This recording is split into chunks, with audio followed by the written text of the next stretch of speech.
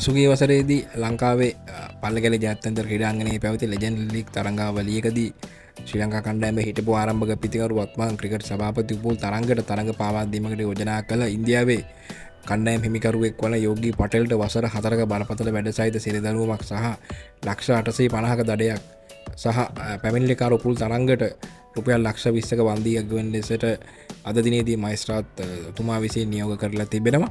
ඉතින් ඒ අනුව යෝගී පටෙල් පසුගිය වසරේ කියන්නේ නිමාන පත්‍ර ලෙජන්ඩ් ලීග් තරඟාවලියේදී ඔහුට යෝජනා කරලා තිබුණ තරඟ පාවා දීමට ක්‍රියා කරන ලෙසට ඉතින් අබහෙන්දු හින්දා උපුල් තරංග විසින් මහනුවර පොලිසියට පල්ලගැලේ පොලිසියට පැමිණිල්ලක් ඉදිරිපත් කරලා තිබුණා.